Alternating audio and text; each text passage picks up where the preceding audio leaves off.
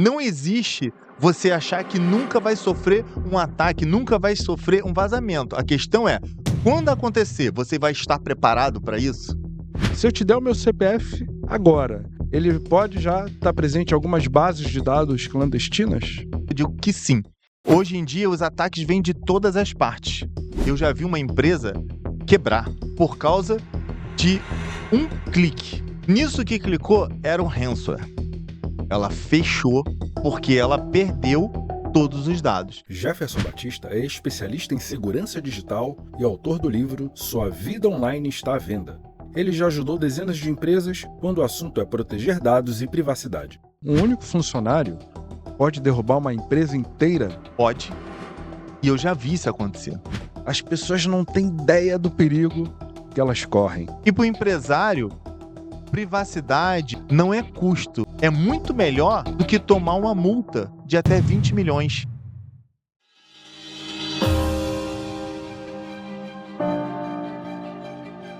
Convido hoje aqui para falar conosco Jefferson Batista, que é especialista em segurança digital e também meu colega de profissão de tecnologia. Também vamos ter um representante do lado dos empresários, que também, afinal de contas, com a LGPD, tem que ter toda a preocupação sobre segurança digital.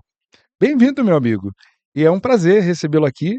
E vai ser muito bom a gente hoje ter uma conversa super descontraída e também trazendo para a nossa audiência informações tão úteis a respeito desse assunto tão importante. Tássio, a honra, o prazer é todo meu poder estar aqui, poder compartilhar com seus ouvintes aí um pouco da bagagem adquirida. Eu escrevi, nunca pensei em escrever um livro, mas devido ter acompanhado a explosão grande da quantidade de vazamentos de dados no Brasil que tem acontecido recentemente, o Brasil está em segundo lugar em quantidade de vazamento de dados, e eu vejo as pessoas não tendo muito carinho, muito cuidado com seus dados. As pessoas têm muita preocupação quando saem de casa de verificar se se a porta está bem trancada, a janela está fechada, colocam às vezes um cachorro, um sistema de segurança, mas os seus dados compartilha com todo mundo, entrega para qualquer um. E com isso, muitos têm se prejudicado bastante. Por isso, eu quis trazer uma linguagem simples, uma linguagem comum. Não queria ir lá para o técnico, a pessoa que tem conhecimento técnico, mas sim para o usuário comum, poder proteger mais a sua vida, proteger mais os seus dados. Muito bom, excelente. Eu li esse livro e ele está fantástico mesmo. O livro do Jefferson é A Sua Vida Online Está à Venda. É uma afirmação, né? Então, já sei, né, Jefferson, que vai ter uma versão estendida desse livro. Fala um pouquinho como que você pensa sobre o que vai entrar mais nessa segunda versão, segunda edição. Então, conversando com as pessoas que leram, que gostaram do assunto, eu mesmo relendo, eu vi que algumas coisas que eu tinha removido, havia necessidade de entrar um pouco mais dicas, situações práticas, como que a pessoa pode fazer no seu dia a dia para alcançar um maior controle dos seus dados. Jefferson, me tira uma dúvida aí. Como um comerciante, como empresário, como é que a gente pode, imagina uma situação hipotética, a pessoa está bem, acorda, do nada recebe um e-mail e aquele e-mail, pega todos os dados daquela pessoa. Como é que pode virar de ponta cabeça a vida de uma pessoa comum como eu? Tanto no lado pessoa física, como também no lado empresarial, a vida pode mudar de ponta cabeça num simples clique, num simples resposta numa ligação, num link de um SMS. Então, assim, hoje em dia os ataques vêm de todas as partes. Há um tempo atrás, ainda existe a preocupação muito com o hacker, que é aquele cara técnico, aquele cara que vai atrás das vulnerabilidades dos equipamentos, que vai atrás das vulnerabilidades dos softwares. Mas hoje a gente tem aquela pessoa que vai atrás das vulnerabilidades do ser humano, que ele vai atacar no psicológico, na necessidade, na pressa, no querer ganhar. Então, o ataque está muito mais complexo. E a gente tem aquele que ataca no ser humano, aquele que ataca técnico e aquele que usa os dois mesclado. Então, a gente está tendo hoje literalmente ataque para tudo quanto é lado, e para uma ferramenta que veio para melhorar a inteligência artificial, Hoje, a gente já tem inteligências artificiais treinadas para fazer ataques, treinadas para criar phishing, smishing e outros tipos de ataque. Interessante, né? Você está falando aí da engenharia social, onde pela conversa a pessoa às vezes acaba entregando informações. Então é aquela pessoa que chega na portaria da empresa, na portaria da loja, ou na recepção da empresa e faz perguntas ali para os funcionários, como coisas como pedindo a senha do Wi-Fi ou coisas assim que vão dar uma dica para as pessoas. Mas sabe, Jefferson, até mesmo pessoas que têm o conhecimento técnico como nós pode estar sujeita a esse tipo de coisa. Por exemplo, se eu te der o meu CPF agora, ele pode já estar presente em algumas bases de dados clandestinas? Volto que eu não vou poder nunca afirmar 100%, mas uns 90, 99% eu digo que sim. Seja diretamente algo que você fez, algum lugar que você forneceu indevidamente o seu CPF ou não solicitou a exclusão daquele cadastro, daqueles dados que você colocou lá, mas indireta. Hoje mais de 50% das nossas compras são online. Se não falar mais, eu não lembro a última vez que eu fui numa loja física comprar alguma coisa, tirando uma água, o resto é tudo via internet. Então, com isso, você tem seu CPF lá. Você tem isso registrado. E com isso, você está no risco que aquela empresa não proteja os dados, que aquela empresa não tenha os procedimentos corretos e, com isso, ocasione um vazamento. Jefferson, deixa eu te contar uma história até engraçada. Eu tive uma invasão no meu WhatsApp via um anúncio de uma plataforma, OLX. Eu anunciei lá que eu queria vender um carro usado, e aí o camarada, o hacker, ele invadiu a plataforma do OLX, pegou meus dados, ligou para mim, e a conversa: "Poxa, seu Ricardo, tem muitas pessoas que estão querendo falar com você, mas a plataforma está bloqueando, eu preciso que você destrave um sistema de comunicação para as pessoas mandarem mensagem aqui, e o próprio link, o próprio site do OLX linka com o WhatsApp Web e as pessoas conseguem falar com você". Só que o camarada me ganhou na conversa, que ele me mandou a desativação de 2 etapas do WhatsApp. Na hora que ele estava conversando comigo, me passando, "Pô, mas pra gente fazer, você precisa fazer isso, isso", e me mandou o link do próprio WhatsApp, não sei como, desativando. Na hora que eu apertei aquilo ali, veio na cabeça: "Caramba, fiz uma besteira agora". Meu WhatsApp caiu e o camarada ficou aí com o meu WhatsApp sequestrado por 2 semanas, pedindo Pix para as pessoas, né. Mas aí, o que mais absurdo você já viu uma pessoa cair, mesmo sendo da área? Tipo, eu caí, né. O que as pessoas hoje podem cair? Eu não classificaria como absurdo. Infelizmente, é uma coisa comum. Por que que você caiu? Ele fez uma engenharia social, com certeza ele nem usou nenhuma técnica. Ele não precisou invadir o OLX. Todos nós, em algum momento, tá vendendo alguma coisa e precisa expor ali os dados. Seu telefone está na plataforma do OLX, seu nome está lá. Eu conheço outras pessoas que aconteceram também vendendo imóvel, também no OLX.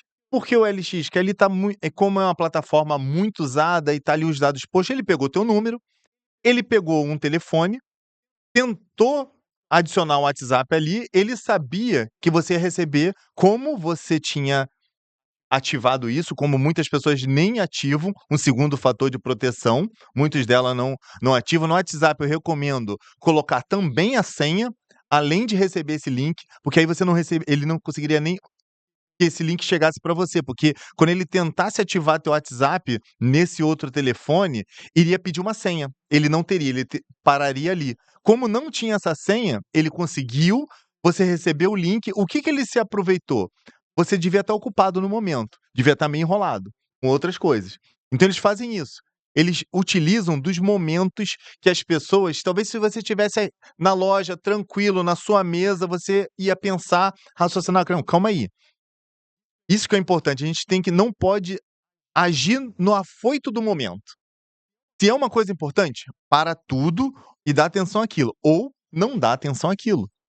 E não é porque a pessoa tem um pouco de conhecimento que isso não vai acontecer. Vai acontecer. Em algum momento, não existe você achar que nunca vai sofrer um ataque, nunca vai sofrer um vazamento. A questão é, quando acontecer, você vai estar preparado para isso? Você vai estar preparado para se recuperar desse ataque, dessa invasão, dessa pessoa que, subtraiu uma parte tecnológica, os dados seus, fez usufruto disso de alguma maneira? Então não é algo incomum. Mesmo alguém com muito conhecimento pode cair. Já tentaram comigo, mas em outro momento, no desenrolar da conversa, eu conto um pouco dessa história. Você vê, né, uma pessoa, esclarecida tecnicamente, um empresário que mexe com tecnologia, foi suscetível a isso. E mesmo eu trabalhando com tecnologia, também já caí num golpe como esse. Por exemplo, uma certa vez eu quis comprar uma bicicleta para o meu sobrinho, eu coloquei lá no site oficial da loja, a compra, os dados, e tinha uma promoção, um desconto que se eu fizesse o pagamento via Pix, sairia com algum desconto, um desconto muito bom, com 25% de desconto. E é óbvio, né, que eu fiz a compra da bicicleta usando o Pix. E aí, cadê que o pedido seguia, cadê que o pedido encaminhava? Naturalmente eu entrei em contato com a loja, e o advogado da loja falou: "Nós fomos hackeados, o site da loja não é esse, e o nosso site está fora do ar. Infelizmente o senhor não é o único". E aí, obviamente, dali eu teria que abrir um BO, assim como eu fiz, procurar o Procon, e enfim, me deu uma dor de cabeça enorme por uma coisa que era um site com certificado SSL, HTTPS, todas as informações aparentemente sérias, e mesmo assim a gente pode sofrer algum golpe. Mas voltando agora a falar sobre empresas, ô Jefferson, qual foi o maior risco que hoje você vê que uma empresa ela pode sofrer? Um funcionário, um sistema antigo ou uma cultura ruim? Eu colocaria os 3 pontos, porque o funcionário e a cultura, elas estão ali próximo. Não existe um funcionário treinado se não houver a cultura na empresa. Não existe a cultura na empresa se a alta diretoria não tiver essa cultura em si. E não existe essa cultura, por mais que tenha diversos procedimentos, se a pessoa, não o funcionário, a pessoa do funcionário não tiver aquele cuidado com o dele. Se você não cuida do que é seu, você não vai cuidar dos outros. Você vai cuidar naqueles momentos em que você está sendo bloqueado, em que você está sendo vigiado, mas em outros momentos você não vai ter o cuidado. E pequenos deslizes podem causar um grande problema. Interessante isso aí que você falou, né? Um pequeno deslize pode causar grandes problemas. Você acredita que uma pessoa, um único funcionário, pode derrubar uma empresa inteira? Pode, e eu já vi isso acontecer. Há uns anos e não só derrubar no quesito dela ficar parada algum tempo, porque, assim, existe hoje a possibilidade de uma empresa ser paralisada por um tempo? Sim, pode acontecer uma invasão, pode acontecer uma derrubada de algum sistema e ela ficar inoperante por 1, 2 dias ou ficar offline 1, 2, 3 dias? Pode. Mas o pior, eu já vi uma empresa quebrar por causa de um clique. O que que aconteceu que gerou isso? Há uns anos atrás, uma empresa na zona sul do Rio, ela trabalhava com instalação de placas solares. Isso deve ter uns 4 a 5 anos. Era muito grande, eles não faziam para coisa pequena não, eram projetos muito grandes. E já tinha sido avisado que eles deveriam treinar os funcionários, treinar os colaboradores a respeito de phishing. Phishing é uma ação que as pessoas geram e-mails fingindo ser um fornecedor, fingindo ser um boleto. Existem vários tipos de phishing.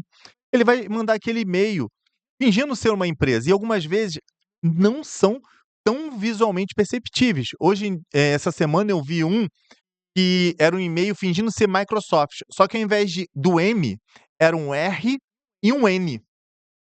Então, você olha de longe o R e N no e-mail, você não percebe que é parece um N. Ele parece um M ali de Microsoft, e não era. Então eles estão ficando cada vez mais espertos. E a gente tem que ter muito cuidado. O que aconteceu lá? Aparecia um e-mail de um fornecedor, a pessoa clicou. Nisso que clicou era um ransomware. Ransomware, né, para as pessoas que não sabem, vamos dizer assim, é um vírus que ele vai em frações de segundos começar a criptografar tudo que estiver ligado na rede. Todos os dados da rede começam a ser criptografados. Nesse momento, as pessoas não tinham treinamento, não sabiam o que podia fazer. O que dá para fazer? Cara, desliga tudo. Desliga tudo, tira tudo da tomada, porque senão ele vai, o que tiver conectado, até celular que tiver conectado, ele vai criptografar. Levou um tempo para esse funcionário que ficou com medo falar, então começaram a perceber na hora que já estava afetando vários computadores. Eles, em vez de tomar uma ação, eles ligaram para a gente, que nós éramos uma empresa terceirizada que cuidava deles. No momento que ligou, a gente já falou as atitudes, mas já tinha passado quase 5 minutos, então já tinha se propagado. Tinha um outro problema. Eles tinham um sistema de backup, a gente tinha relatórios avisando: vamos ter um backup offline para disaster recovery, recuperação de desastres. Então, o backup deles era full. Havia uma alteração aqui, mandava para a nuvem. Hoje, algumas nuvens têm proteção contra ransomware, não é 100%. Mas o que aconteceu nesses 5 a 10 minutos até realmente tomar atitude? Todas as máquinas foram criptografadas. O backup dele em nuvem foi criptografado. Porque estava alterando aqui, automaticamente começou a subir, apagar os arquivos bons e subir os arquivos criptografados. Até chegar a gente parar tudo. A empresa quebrou. Ela não conseguiu se recuperar, perdeu todos os projetos, não sabia quem devia, quem não devia, perdeu tudo. Eles, depois de uns 6 meses tentando se recuperar, eles quebraram e fecharam as portas. É complicado, né?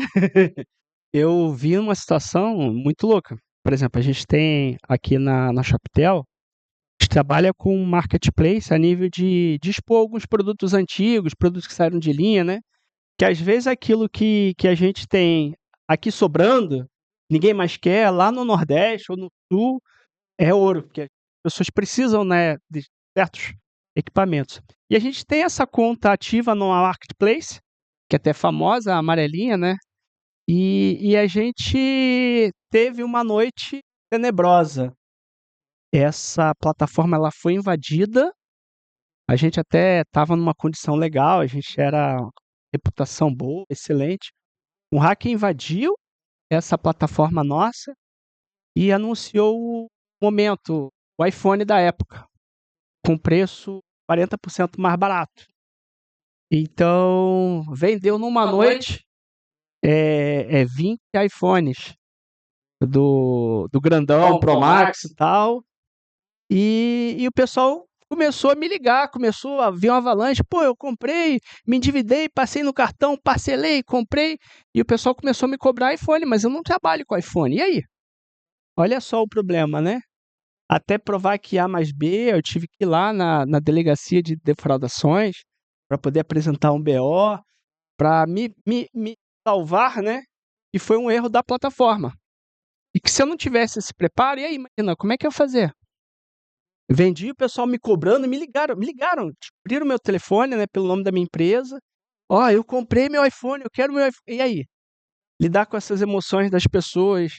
E fora disso, né, poxa, se eu trabalhasse realmente de fato com o telefone, e aí, como é que ia ser? Eu teria que entregar, né, senão minha reputação ia lá embaixo. E olha só o problemão que isso foi gerado. Mas foi numa madrugada.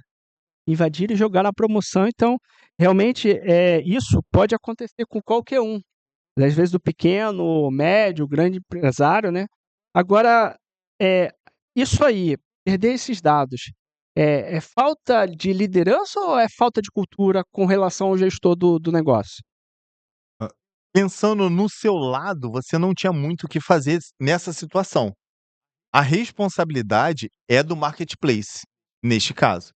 Só que, como você citou, imagina se você vendesse celular, ia ser uma dificuldade você provar que aquele anúncio não foi colocado por você se a empresa lá não facilitasse. Por quê? Você não tinha como ter acesso a qual IP botou aquele anúncio, da onde veio a origem daquele anúncio. Você teria que provar por A mais B, talvez por uma câmera da sua casa que você estava dormindo, que ninguém mais tinha acesso à sua senha, para poder provar e responsabilizar o marketplace daquela responsabilidade. Mas agora, eles lá com certeza não tinham um segundo fator de proteção para o login. Eles não tinham uma validação daqueles anúncios, porque muitas plataformas, quando tem certos horários que não é costume da pessoa fazer postagem. Calma aí, por que está acontecendo uma postagem durante a noite? Precisa validar aquele anúncio antes de ele ir para o ar. Então, eles tinham que ter regras, definir regras de funcionamento. As pessoas estão hoje muito querendo ser o primeiro a implementar a tecnologia, o primeiro a estar com aquela tecnologia, mas esquece em se preparar para possíveis vazamentos, a se preparar para possíveis desastres. Eu não sei, não conheço muito esse portal, como que ficou a reputação deles depois disso? Às vezes uma empresa leva anos, décadas para criar uma reputação. Aí olha você, por causa de outros, tendo a reputação afetada. Eu conheci uma empresa, questão assim de celular também, teve que mudar de nome. Porque eles tinham um nome, uma outra empresa no centro do Rio, um nome parecido, vendendo também celular e não entregando. Coisa parecida, só que a empresa que eu conhecia, eles trabalhavam com terceirização de suporte técnico. Aí, eles estavam com acesso a vender telefones sem ter o preço real e não entregou ninguém. Então o que que aconteceu? Com isso, foi em cima da empresa de serviços de terceirização de informática, e eles o tempo todo: "Não sou eu, não vendo isso, é outra", mas eles tinham o nome fantasia igual. O que que eles fizeram? Mudaram o nome fantasia deles, para evitar problema. Dor de cabeça, né? E é engraçado, a gente está falando aqui de segurança e de como as empresas, às vezes, caem nesse tipo de situação de invasão. Mas eu já vi, ô Jefferson, muitas vezes aconteceu o ataque do ransomware por conta da própria área de TI. Olha que curioso, né? Porque todas as empresas, fico alerta aí para as empresas, né? Porque todo mundo tem ali, as empresas sérias têm as licenças dos sistemas operacionais, a licença do Windows, tem um catálogo de licenças, ou quer seja uma licença perpétua, ou uma licença por assinatura Microsoft. Mas o que o pessoal do TI geralmente faz? Eles, com um parque de máquinas com 100, 200 máquinas, eles pegam um HD, fazem a instalação padrão, dali geram uma imagem desse HD, ou SSD, e aí o pessoal do TI vai lá na rede e faz o clone daquele disco para todas as outras máquinas. Teoricamente, a empresa está legalizada, porque ela tem a licença comprada, adquirida, e faz isso. Mas o que acontece? Pelo fato de você não ter registrado cada máquina junto à Microsoft, aquela máquina, você acaba criando uma situação de pirataria interna via software, dentro da própria máquina. E esta vulnerabilidade ela é aplicada via ransomware, porque aquelas, vamos lá, né, das 100 máquinas, apenas uma está autenticada, as 99 máquinas não estão, por mais que você tenha o documento legal da licença, mas via software, aquelas máquinas não foram ativadas junto à Microsoft, ou seja, internamente você tem uma pirataria via software. E aí o que acontece? É nesta vulnerabilidade que o ransomware ele ataca. E isso acontece com o servidor, Linux, servidor Microsoft, enfim, quaisquer servidores que tenham esse tipo de instalação. E esse é um perigo danado. E aí eu já vi empresas também pararem, porque eles estavam todas teoricamente legalizadas, mas o próprio pessoal do TI abriu essa brecha. Então, isso é um alerta para a galera do TI. Eu sei que é muito chato ter que ir máquina a máquina, ativar a licença, mas tem que fazer isso. Porque senão essa é a brecha que você abre. Mas voltando a falar sobre segurança, Jefferson, e falando de pequenas e médias empresas, a gente está batendo na porta da LGPD. E muita gente está achando que tecnologia é custo, quando na verdade tecnologia é investimento. Fala para a gente então, o que que muda na prática para as empresas, pequenas e médias empresas ou grandes empresas, a LGPD? Então, vai mudar um pouquinho o dia a dia conforme ela trata os dados em que ela está manuseando. Assim, muitas das pessoas: "Ah, eu sou pequeno, não vou ser afetado". Mas segundo a Lei Geral de Proteção de Dados, a LGPD, mesmo o pequeno, o que importa não é o seu tamanho, é o tipo de dado que você deixou vazar. É como você trata os dados que você está ali guardando dentro da sua empresa. Será que a sua empresa está preparada que se a pessoa acionar o direito dela de exclusão dos dados, você está preparado para fazer essa exclusão e provar? Se houver um vazamento, você sabe o procedimento? Houve um vazamento de dados. Quanto tempo você tem para tomar uma atitude? Ou que atitude você tem que tomar? Você tem 3 dias úteis, a partir do momento que você soube que houve vazamento, para tomar 2 atitudes. Reportar à ANPD, Autoridade Nacional de Proteção de Dados. Você tem 3 dias úteis para entrar no portal dela e reportar: "Houve um vazamento na minha empresa de X volume de dados", ou se você não souber ainda, mas você tem que reportar lá: "Houve um vazamento de dados". E você tem que reportar para todos os envolvidos, publicamente. Você tem que reportar que houve vazamento. Para a NPD, isso já é bom. Ela vai ver que você está tendo ali a atitude correta. Isso vai te ajudar, não quer dizer que você não vai sofrer uma multa, mas quer dizer que você está tendo ali, seguindo o procedimento. Então, depois vai haver outras análises. Você não tem como proteger 100% contra um vazamento. Não existe 100% de proteção. Vai acontecer um dia. Pode vir a acontecer um dia. Então, você fez todo o procedimento de proteção no nível de você tem um firewall, você tem um bloqueio por senhas, você tem, de acordo, não vou entrar muito em detalhes, depende do tamanho da empresa. Você tem a proteção devida, a NPD vai dizer: "Não, eles estão aqui, vão analisar, eles fizeram todo o dever de casa, está tudo protegido". Os funcionários eram treinados? Havia treinamentos regulares e existe a comprovação, não é só treinar, você tem que treinar, você tem que emitir um documento de quando houve o treinamento, quais foram os tópicos abrangidos daquele documento por alguém que vai ter aquele treinador. Dependendo do porte da empresa, hoje não, até a NPD deixa passar não ter o DPO, o Data Professional Office, que é a figura física entre a NPD e o CNPJ. O CNPJ, ele vai ser autuado civilmente, mas não criminalmente. Então esse DPO, dependendo do caso, ele vai ser acionado criminalmente pela responsabilidade da empresa. Então ele está ali com aquela função, aquela responsabilidade. Então ele vai rever juntamente, em muitas situações, com o departamento jurídico, paralelo ali, junto com o departamento de TI.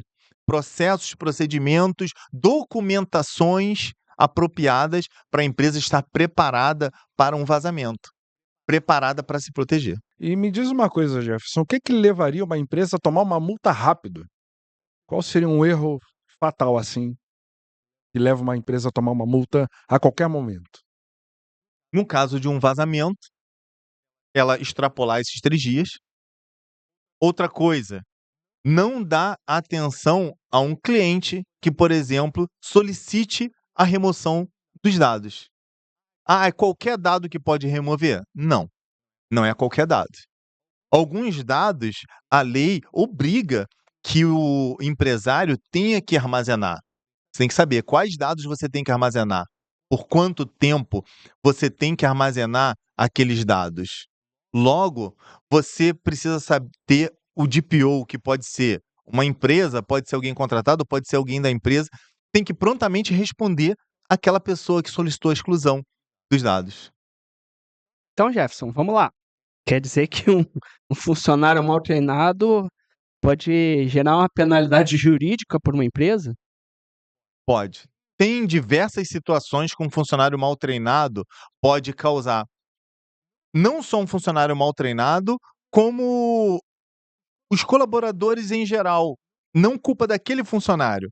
Podemos juntar as 2 coisas. Por exemplo, imagina o seguinte, o departamento de RH faz aquele crachá bonito para o funcionário. E ali tem até a função dele, escrito na frente do crachá. Então esse funcionário, ele vai para a rua almoçar, senta num local e tá lá a função dele. Eu quero invadir a empresa que aquele funcionário trabalha. Eu sei que aqueles funcionários almoçam sempre costumam almoçar ali próximo da empresa, ninguém vai para muito longe para almoçar. E eu vou frequentar aquele local. E eu vou olhar os crachás, eu vou olhar, não, ali o Cássio é do financeiro. Não, o financeiro é mais esperto, ele deve ter algum treinamento, ele está mais acostumado com a internet e tal. Aí eu olho um outro funcionário que, de repente, eu não vou falar nome de função para ninguém se sentir ofendido, mas aquele outro funcionário que você imaginar, aquele ali tem pouco treinamento, não tem muita habilidade com tecnologia. E com isso, o que que eu faço? Eu levo um pendrive preparado. Levo um pendrive e tá comigo ali no bolso. Eu puxo o papo, como bom carioca, você vai bater o papo ali. Eu vejo uma maneira de fazer com que eu deixe aquele pendrive na mesa, eu saia e eu vou ter quase certeza, ele não vai deixar aquele pendrive, ele vai coletar aquele pendrive e com certeza, se não 100%, 90%, ele vai pegar aquele pendrive, vai chegar no trabalho, a curiosidade vai bater. Ele vai pegar e vai plugar o pendrive no computador. Mas aí qual o pensamento do primeiro técnico? Fazer o quê para proteger disso? Ele vai pensar? Ele vai pensar: bloqueio os USB, não vai ter acesso a pendrive. Resolveu 50%. 50%, porque hoje os caras já sabendo disso se avançaram. Eu posso instalar ali um scriptzinho que quando você plugar o pendrive, ele vai ser interpretado como um dispositivo de entrada, como um teclado e um mouse. Eu não vou instalar um malware, eu vou criar o malware dentro do seu computador. Com isso, o que que eu estou fazendo? Eu estou abrindo uma porta dos fundos. Você bloqueou a sua empresa, botou ali proteção, tem ali armas apontando para ninguém entrar, eu tenho radar, eu tenho tudo ali. Mas o funcionário pegou o pendrive e plugou. Abriu uma porta, ele saiu foi lá nos fundos, abriu a porta, tá aberta para qualquer um entrar. Então nunca mais pega aquele pendrive que pensa que tá cheio de música, né, na rua. Isso aí É. pode acabar com uma empresa, caramba, Isso, que loucura, né. a gente falando um detalhe. Aham. Um detalhe. Tem vários outros, viu? Um e-mail que a pessoa clica pode causar um grande estrago, ou estragos menores. Por exemplo, a gente tem hoje está muito forte o phishing, que o phishing são e-mails fingindo ser um fornecedor, fingindo ser alguém, para obter talvez uma coisa mais simples, dinheiro. O que que ele pode fazer? Qual empresário hoje não tem um site? Nenhum. Todo empresário tem um site. Todo empresário sabe que tem que pagar a hospedagem e o registro do site. O registro do site é R$ 40. É um ataque muito velho. Há muito tempo atrás que eles faziam boleto. Porque o Registro BR mandava boleto para as casas anualmente. O que que os caras faziam? Eu monto uma empresa formalizada, CNPJ, tudo bonitinho. Eu vou mandar um boleto fingindo ser do Registro BR, parecido com o Registro BR, mas não é Registro BR. Você não pode ir na justiça falar que eu sou o Registro BR, eu sou parecido. E lá eu coloco o quê? Serviço de hospedagem. Não é o registro. Mas no texto eu dou a entender que é o registro. Ele vai pegar ele mandava 500, que gerava custo. Hoje em dia, no e-mail, ele manda 200.000, 300.000 e-mail fingindo ser hospedagem. R$ 40. Pessoa do financeiro com um monte de conta, R$ 40, ele vai pegar aquele boleto, opa, tá vencendo o domínio, e paga aquele R$ 40.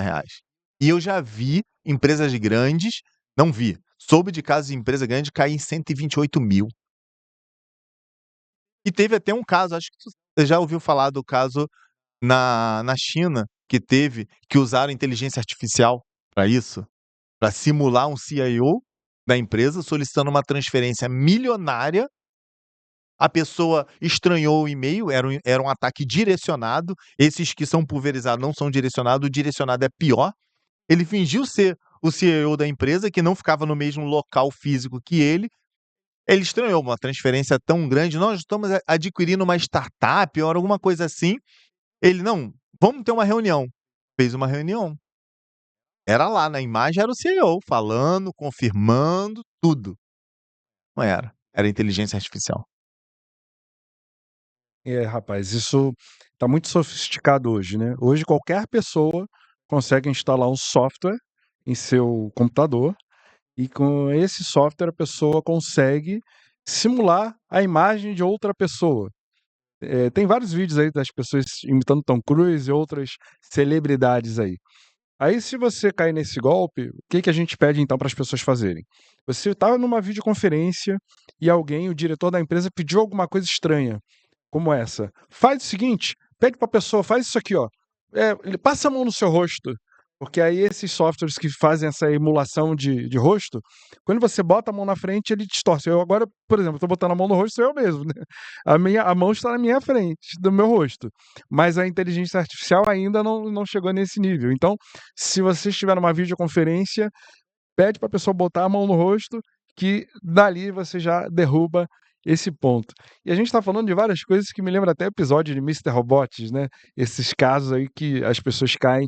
Mas você falou uma coisa muito importante, né, Jefferson? Porque as empresas se blindam tanto de ataques externos, mas esquecem de se blindar dos ataques internos, né? De dentro para fora. Mas caminhando aqui por uma pergunta para a parte prática aqui desse bloco, né? Vamos para a parte prática. Ô Jefferson, se você pudesse dar só 3 ações para proteger qualquer pessoa nas próximas 24 horas, quais seriam essas ações que poderiam proteger uma pessoa? Estar mais atento aos detalhes, aos pormenores. Você tem que estar atento, não tome nenhuma atitude importante no momento em que você esteja fazendo outra coisa. Seja no âmbito pessoal, empresarial. Você está fazendo uma outra tarefa, vem uma coisa importante, uma transferência, uma solicitação, preste atenção nos detalhes. Se é um diretor, você está ali convivendo com ele o dia inteiro, tenta puxar algum detalhe que você sabe que só aquela pessoa ia saber. É uma ligação do banco, aí você para e calma aí, mas eu pedi alguma coisa? Eu não pedi alguma coisa. É uma promoção muito espetacular, uma televisão vale 1.500, agora está em promoção uma televisão 0 por R$ 200, você tem que parar e raciocinar, poxa, televisão de 50 polegadas por R$ 200, não tem promoção que seja isso. A gente tem que maldar mais as coisas. Não é para a gente deixar de fazer as coisas, não devemos deixar de fazer as coisas, a gente tem que viver, a gente tem que aproveitar realmente os recursos tecnológicos que vêm para o nosso bem. A gente não tem que deixar de usar uma internet, deixar de comprar uma compra online muito mais barata em comparado com a loja física, por causa do medo. A gente não tem que cultivar, eu não quero cultivar o medo, eu quero cultivar a consciência de proteção de dados, tanto do empresário como da pessoa física. Se a pessoa física cuida dos seus dados, protege os seus dados no âmbito pessoal, ela vai proteger no âmbito empresarial, com certeza. É. E aí? Quanto custa isso aí, né? Quanto custa para uma empresa trabalhar, começar do jeito certo? Será que é inviável? Será que é difícil? É melhor tirar, derrubar logo tudo, esquece tudo? Ou será que tem alguma solução realista? Fica preocupada. Falar de valores é complicado, ainda mais que hoje, dependendo do porte da empresa, vai ser um valor, a pessoa pode estar vendo esse vídeo daqui a 1 ano, 2 anos, já o valor vai ter mudado. Mas tem que pensar assim, que tudo depende do tamanho da empresa e do tipo de informação que ela armazena. Tem empresas que estão ali só com venda. Ela só está lidando com muito poucos dados. As informações que ela tem ali é simplesmente informações daquela venda, o objetivo da venda. Ela não trabalha com dados sensíveis. Toda empresa trabalha com dados sensíveis, porque você tem funcionários. Então você tem dados ali dos funcionários, mas alguns dados a lei te obriga a guardar por X anos. Agora, você tem que proteger aqueles dados. Você tem que proteger os formulários. Você tem que proteger como é usada as imagens das pessoas que entram e saem da sua loja. Quem tem acesso a essas imagens. Então, vai depender muito do tamanho da empresa, do tipo de negócio da pessoa. Principal, mudar seu pensamento. Ter pensamento de ter mais cuidado com os dados.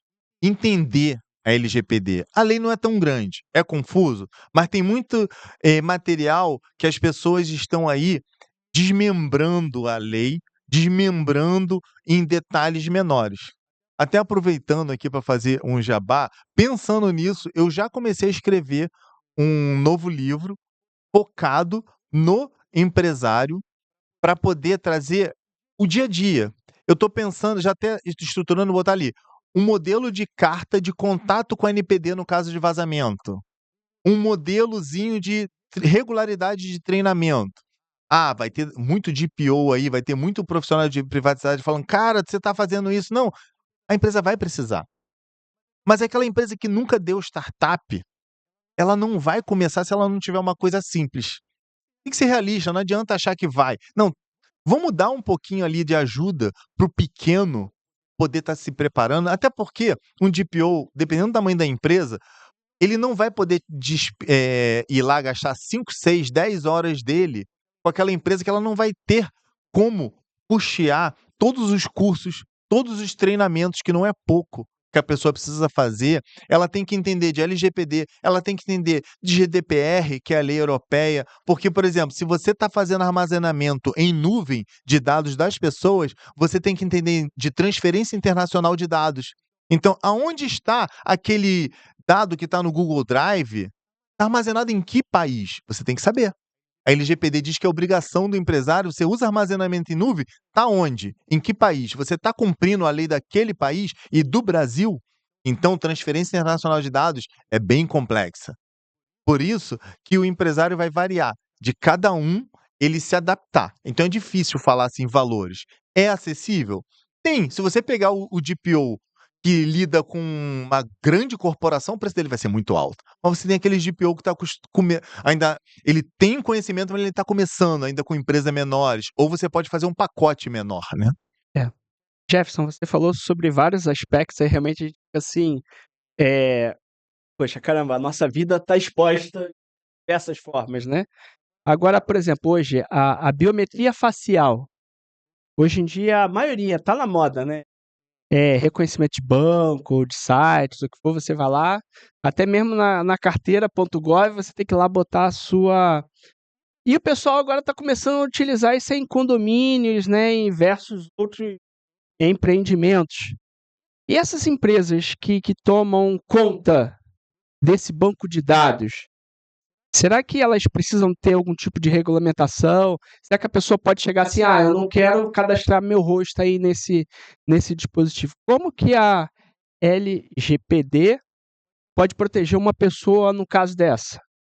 É, Então, aí é um assunto até que não vou nem entrar muito em detalhes aqui, porque a gente vai ficar aí 2 horas falando desse assunto específico da biometria facial. Lembrando que a LGPD, ela protege tudo que identifica o indivíduo. Tudo que identifica o indivíduo é dele, pertence a ele. Então, aquele que armazena esses dados do indivíduo, ele tem sim uma grande responsabilidade por esses dados. Por quê? Uma biometria facial é um documento seu. Porque na hora que faz, ali não é uma foto, ali existe um cálculo entre a distância do seu olho com o seu nariz, o seu olho com a sua boca, são vários cálculos na face que o meu não é igual ao seu, que não é igual o do Cássio, cada um tem o seu. E gera um hash ali, um código enorme que representa você. Então aquele hash que é gerado representa você. Ele pode ser usado para abrir uma conta bancária, a pessoa pode pegar aquele hash para, juntamente com uma inteligência artificial e uma foto que você publicou no Instagram, numa outra rede social, eu vou pegar a sua foto, vou pegar o seu hash e vou juntar e vou criar perfeitamente você. Ah, mas você está falando, é querer demais pegar a conta do Jefferson e pegar dinheiro dele. Mas acontece. Acontece, infelizmente acontece. Então, assim, você falou da questão, ele pode não querer colocar lá. Aí a gente entra em outras leis, que aí, de repente, a gente poderia até pensar chamar um advogado e a gente botar um bate-papo junto com a parte jurídica, porque hoje não tem uma lei específica, ainda está sendo, algumas PLs estão sendo votadas, estão sendo comentadas, ainda não está nem em votação a respeito disso. Agora, o morador pode sim querer que a face dele não seja gravada e você não pode impedir o acesso, porque ele tem a propriedade do imóvel. Então você não quando você n ele não quer gravar, então você não dá outro meio para ele acessar, você está bloqueando o acesso dele ao bem dele. Mas vamos tentar parar por aqui, senão a gente vai entrar muito nesse assunto. É um assunto pro pod 2, né? Isso aí pode ficar para o próximo episódio, né? Desse bloco nosso. Mas falando então, ô Jefferson, um pouco da tua carreira, qual foi assim o caso mais marcante que você já teve na sua carreira? Ou aquele caso que te fez pensar assim, as pessoas não têm ideia do perigo que elas correm? Eu acho que o maior mesmo que eu presenciei, que eu vivenciei, foi esse que eu contei no início da empresa lá de instalação de placa solar, que eu vi ela quebrar. Ela fechou, porque ela perdeu todos os dados. O que que ela poderia ter impedido ali? Já tem um tempinho, eu não lembro a origem, qual foi o tipo de e-mail, mas talvez que se aquele colaborador tivesse um treinamento, ele visse aquele e-mail estranho e a empresa, como era de um portezinho grande, ela tivesse ali um DPO nela, ele iria encaminhar para ele aquele e-mail antes de clicar em fazer qualquer coisa, porque muitas das vezes você vai abrir, não é aquele e-mail axwz@gmail.com dizendo que é da Shoptel. Um boleto da Shoptel vindo no e-mail azx@gmail.com. Vai não é da Shoptel. Não vou nem abrir, já vou excluir. Ou às vezes o meu próprio e-mail, hoje o o 365 da Microsoft, o do Google, que agora até mudou o nome, não lembro qual que ele está usando, mas assim, ele já tem uma inteligência ali por trás que identifica muito desses, já coloca ali em quarentena para alguém avaliar se deve ser ou não liberado da quarentena. Mas a pessoa poderia ter encaminhado, olhado, se ele tivesse um treinamento, ele teria mais cuidado. Ele ia ver ali um anexo de um zip, que ransomware, muitas das vezes não vem num link, ele vem no anexo, num PDF estranho. Ou você pode clicar num PDF de um boleto, você abre visualmente um boleto, mas vem uma janelinha. Você deseja executar o script que está ali, ou uma foto. Você pega aqui, é uma foto de um coleguinha, alguém clonou a conta de um coleguinha, mandou ali a foto, ou de um outro colaborador, e você vê, não, é uma foto, mas na hora que você abre a foto, abre uma janelinha. E o que que as pessoas fazem? Clica no sim. Nem se dão o trabalho de ler. Muitas das vezes o problema está ali, a coisa mais comum é que a resposta para o problema dele está ali na frente dele, mas a pessoa vai, clica, aceita. Então assim, eu vi a empresa, uma empresa boa, forte, fechar, porque ela não teve o treinamento adequado aos colaboradores e não tinha um plano de recuperação de desastres. Caramba, né?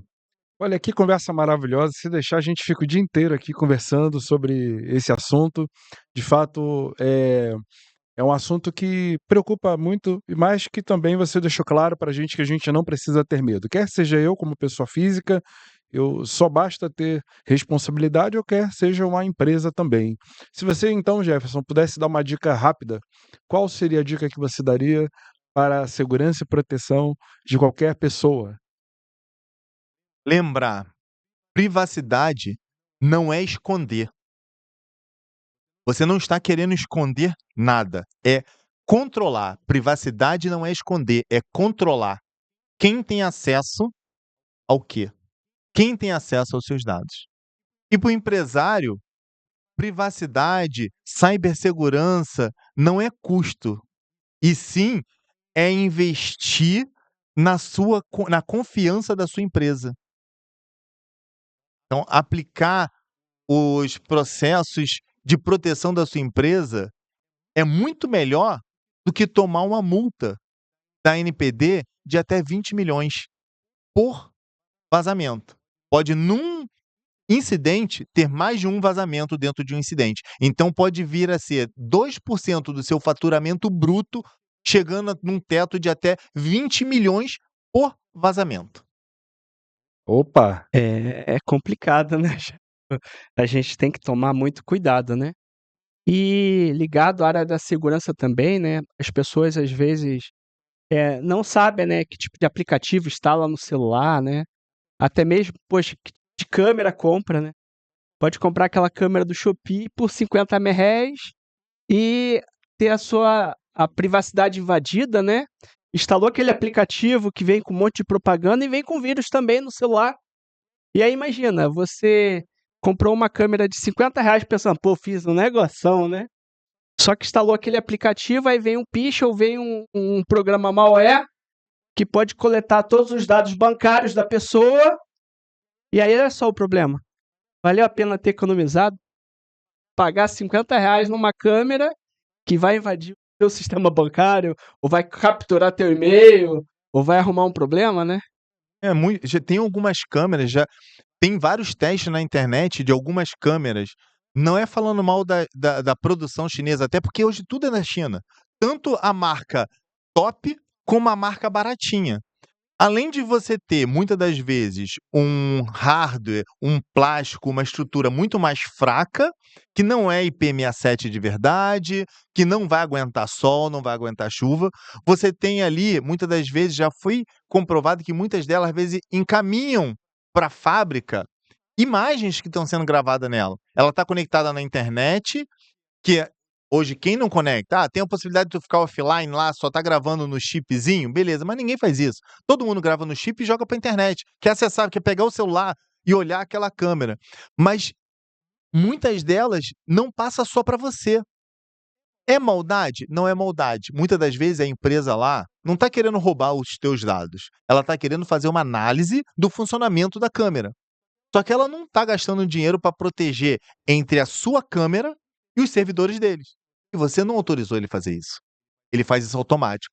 Já as grandes empresas, eles não fazem isso. Eles não pegam suas imagens. No máximo, eles vão pedir alguns dados de funcionamento, não dados as imagens que estão sendo gravadas. Então esse cuidado realmente é muito importante. E mesmo as de marca, manter o firmware atualizado.